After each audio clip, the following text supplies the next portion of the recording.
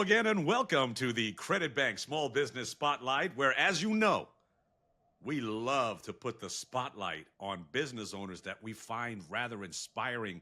We give them an opportunity to tell their stories, and they're also going to share what drives their success. This episode is sponsored by Credit Bank, where you can get up to $500,000 in working capital with monthly payments in less time than it takes you to drive to the bank. I'm your host, Irv Cruz, and today I am joined by the wonderful Lauren Morley. She is the president of R3NG LLC and its sister firm, CP&M. They are leading-edge contractors that deliver commercial and multifamily roofing solutions across Colorado's Front Range. Lauren, thank you so much for joining us today. We're excited. Of course. Thank you for having me. So, Lauren, first off, I was reading your bio, and I understand you have a BA in psychology from the University of Colorado in Denver. So I'm going to start my first question like this. What convinced you to trade a psychology degree for a career atop commercial roofs? Well, you're honing in on one of the best inside jokes between my dad and I. Do share. So we are a second generation company. So I actually purchased the company from my father. Okay. And I always really loved the business. And leaving high school, I didn't really want to go to college. I really just wanted to start working right out of high school. And my dad was not having it. He wanted me to go to college. And AP Psych was my favorite class that I took in high school. And so I kind of took a few classes, and that was just what I gravitated towards. I still joke that I use my degree probably every day running a small business. Psych comes very much in handy doing that. But I like to joke to my dad, how is that 4-year degree he paid for just now that I'm running the company anyways? Oh, okay. So let's talk about like how it all began. You said you purchased the company from your dad, and I know that could add to at least the ease of getting the business launched. But, you know, for most business owners, starting and launching a business could be, rather capital intensive. Financing might be a little hard to secure. How did you manage that early on? Or was it a gift from daddy? I don't think so. No, it definitely wasn't. It's actually a really interesting question because in some ways I almost made my life more difficult than it needed to be. When I started working here just about a decade ago, we're actually celebrating our 10-year anniversary for the roofing company this month. Congratulations. Thank you. We were a home building company. So we built homes from the ground up, multifamily, and the roofing company and the general contracting company were just side subsidiaries that basically helped run the exterior envelope of the home building. And I've been here about 5 years. Dad was getting the itch to retire. And he kind of said, well, what do you think? What do you want to do? And I looked at the business as a whole, and I really liked the subcontracting side, and I really didn't like the home building side. And so I decided to take a really big risk and shut down home building and move forward with our subcontractors as the main entities. This required a full rebranding, full marketing overhaul, as well as trying to sustain the overhead that we had running a new construction company and hold that at bay and deal with cash flow issues until I got to a point where we had enough clients to sustain the overhead on the subcontracting sides. So it was quite the journey to get that to happen. And then, obviously through all of that, I was trying to learn the day-to-days and purchasing my dad out as he transitioned out and I transitioned in. So we definitely had to deal with figuring out how cash flow runs differently in the two different entities and where that money would come from in the meantime. So maybe a little bootstrapping in the beginning too, or? Yeah, a little bit for sure. And he put me through it. I mean, I've worked every single job at this company. So he didn't let me have it easy, that's for sure. So what kind of changes did you make in the marketing once you, let's put it this way, took over the reins? For an easy way of putting it. What changes did you make to expand your footprint and drive traffic? Yeah, it's a great question. I mean, I think the biggest thing was figuring out what is my special ability and what am I really good Right. at. That was probably, I think, the hardest thing to figure out. But then once I did, it was the easiest thing to do. So I'm big on relationships. So I have a lot of relationship based marketing efforts. So we're involved with associations. We do a lot of private events. It's a lot of going to trade shows, going to cocktail hours, going to lunches, and then using the connections that I have to further that with other connections as well. So we don't do a lot of like digital ad marketing. We don't do a lot of print marketing. A lot of it is boots on the ground, getting out there, meeting people with my team, and just showing them why we're different than other contractors. And more often than not, that's like the best way. But do you have plans in the future to use digital marketing to expand even further? Yeah, I mean, I think somewhat to a certain extent, and we definitely use it as far as growing on associations we're a part of in areas that are further away than we can get to in Colorado. We rely heavily on LinkedIn marketing right now, so that's a big digital platform for us.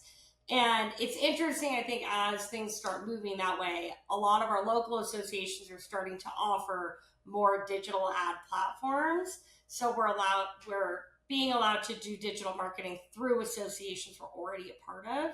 So we don't do a ton of it, but it's definitely on the roadmap as we grow. And one term I saw in my notes on you that I actually found is interesting, and I'm curious because I just simply don't know. But you're going to educate me. You're going to tell me. You're going to learn me something right now. What exactly is exterior envelope? That word envelope is what's catching my attention. So a really good question. So envelope is basically everything that's on the wall outside of the building, right? Okay.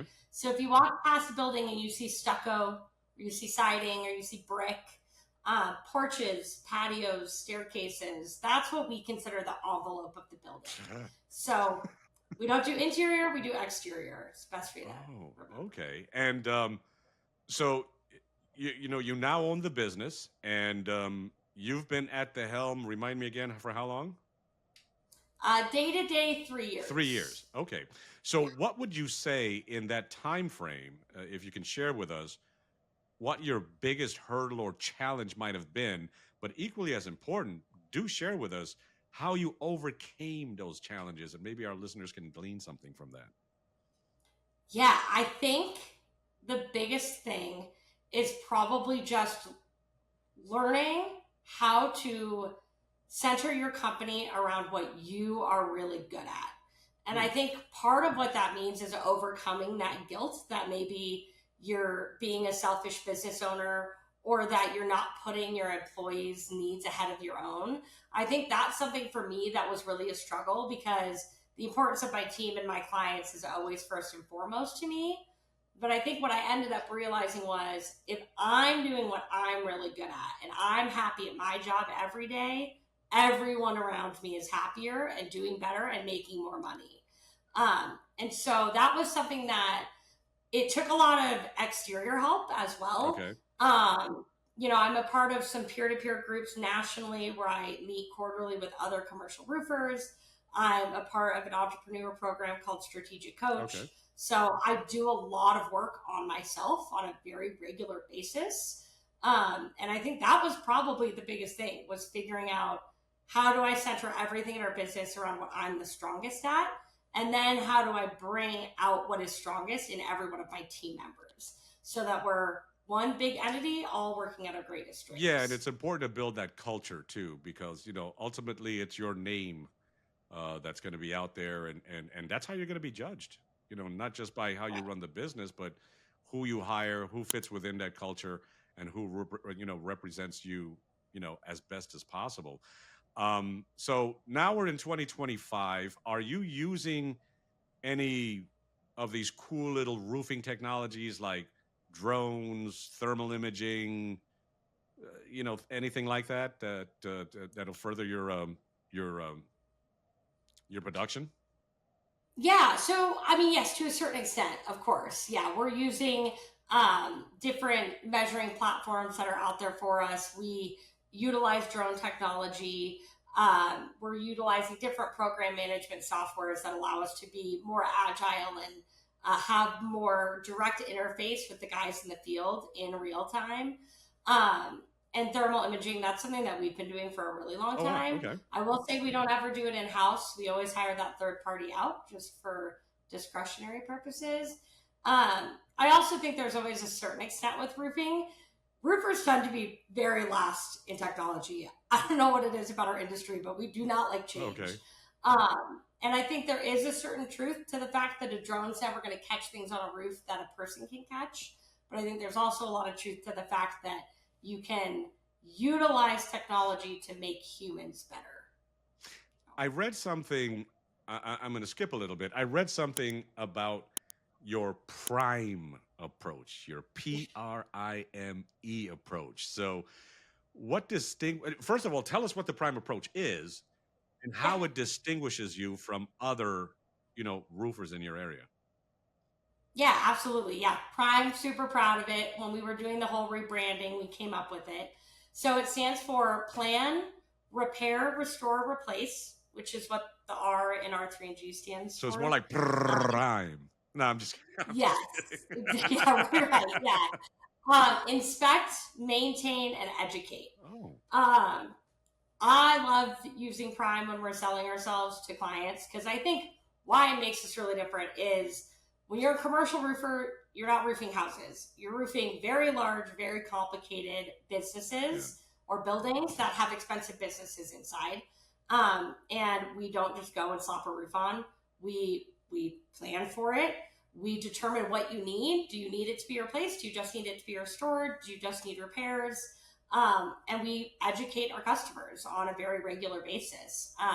We also have an in-house service division, which sets us apart. So that's where that inspect and maintain part come in, because we have a division that solely focuses on keeping your roof up to date without costing you hundreds of thousands of dollars in replacement. Yeah, so that actually brings me into my next question. As a licensed General B contractor, when do you recommend a full re-roof as opposed to a targeted restoration? Yeah, I mean, it's a good question and a really hard one to answer. Sometimes it's easy. It's as easy as your membrane or your type of roof can't hold repairs anymore. We literally can't repair it because nothing will stick to it anymore. Gotcha. Sometimes that's the best thing that can happen because there's just no other option. It's hey, there's nothing we can do for this hole in your roof because nothing will stick to it. That's very rarely the case. I think about 80% of the time when other contractors are telling you need a replacement, you can probably keep getting away with repairs while you budget for a new roof. What we always try to do is we always try to basically give them a grade on their roof system that allows them to see if they're going to take steps to repair it, how long realistically do they have till they have to replace it, and what kind of budget do they need to look at for that. I always tell my guys, if they come back to me from an inspection and tell me they need a new roof, they'd better have 5 very solid reasons as to why, or else I'm not going to the client. Okay. Well, that's, that certainly makes a lot of sense. And I think I got to take that into consideration with my own roof because, unfortunately in the last hurricane, I found a little drip just in one section and it came onto my ceiling and I got that worked on. So what would you say, there was one question in particular that I wanted to ask you. Where do you see your business in the next 2 years? Like, do you have any awesome expansion plans or any goals that you have in mind that you feel is going to take you to the next level? Yeah. I mean, the next 2 years are huge growth years for us. So, with all the changes we've been making, the last 3 years have really been putting the right pieces into place mode. I'm hoping that we have a triple to 4 times X our revenue in the next 2 to 3 years is our goal. Okay. I put a few new leadership roles in place in the last year to kind of help trickle down to the organizational chart for that. And then after that, I think the goal is just see how the growth is treating us. Right. I've always been someone who I've said, I don't need exponential growth forever. If I can get to a place where everyone in my company is making good money and we're all happy and we have a good work-life balance, I'll be happy. So right now, 3 to 4 times the revenue is the goal. Okay. So what would you say, and please share with us, this is going to be, I think, a good question for you.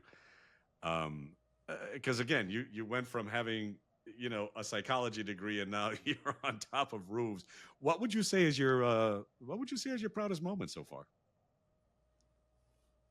Oh, that's a really good question. I mean, I think if you were to ask me project wise, we had a project that was about 2.5 years ago. My business partner, who was supposed to buy the company with me, had just left, and this roof was complicated. It was in a very visible part of Okay. Denver. It had 8 different roof sections, 6 different crane days. Um, Very dangerous. It was 17 stories high with about 15 feet of space on every section. Took a lot of planning. And then it happened while it was raining for 80 days in a row in Colorado. Wow. So it was a very logistically difficult project. And we did end up winning our category for roofing project of the year through our Colorado Roofing Association for that job. Kudos. Um, yeah, thank you. So I think that was a big moment for me because I think when my business partner left, there was a lot of just, well, what's going to happen with R3NG? How are they going to fare now that it's just Lauren at the helm? And I think that was a moment that really gave me confidence of like, all right, if you can get through that, you can get through anything. So that was probably one on the professional level. I think on a personal level, just taking the step to join Strategic Coach was big for me. Right. I think people very often they don't give enough credit to how much work they need to put into themselves. And I remember my business coach said to me, Lauren, there is no point where you're spending too much money or time on yourself. And it took me like 2 years to finally commit to doing that Right. program. And I've been in it for like 6 months and it's been a game changer. So, Well, you know what? The question doesn't end there, Lauren, because I'm going to re-ask the same question, but in a different way. So, what would you say is the your proudest moment when it came to launching the business and building the team that you currently have right now? okay, that's a good one too. Oh, I'm And asking a my lot of good proudest questions, Lauren. That's great. My proudest one, honestly, for that just came. I had an employee who had started with me 7 years ago. Uh, from the beginning of him starting here, I always saw him as someone who really saw my ideals, saw my vision, understood my principles, had a lot of leadership potential. I mean, my daughter, who's now 7.5, was 6 months old, and I brought her to my interview with him because I couldn't do anything Right. else, right? And then we had a bit of a lull. He'd gotten a little complacent. He'd gotten a little too comfortable and had lost out on a couple of leadership opportunities and ended up leaving the company for a competitor. And it only lasted about 6 weeks. I think it was a very awakening moment kind of for both of us, on me where I had maybe started lacking a bit as a leader, and him for where he had maybe not been seeing what he had here and why our company is so Right. special. So he only very recently, about 4 weeks ago, came back. He's now my vice president of sales and estimating, Outstanding. and it has been a phenomenal addition to the team. And it's just nice to see that there is that loyalty, and that you can have that trust with somebody, and maybe sometimes they don't work out the exact linear way you expected them Right. to. Right. But it's just great to know that I have a place that people see as worth coming back to. And he's actually my fourth boomerang employee. So, Yeah, no, and that's got to be, a hugely proud moment for you. And I guess it gives credence to the old adage, the grass isn't, in fact, always greener on the other side. And sometimes you got to work with what you got and find your way through that, and you can still flourish. yeah, absolutely. Yeah. So you mentioned wanting to increase your revenues by X amount in the next couple of years. There's steps to it. So Mhm. if you could think of one thing that you would change for your business tomorrow that will get you there, what would that be? What would that first step be? I mean, honestly, it comes back to your technology question. It's our project management Oh, software. okay. It's been a huge hurdle as to probably why we haven't gotten to take that leap of growth yet. and something that we've been actively working on, and we're getting ready to make that transition now.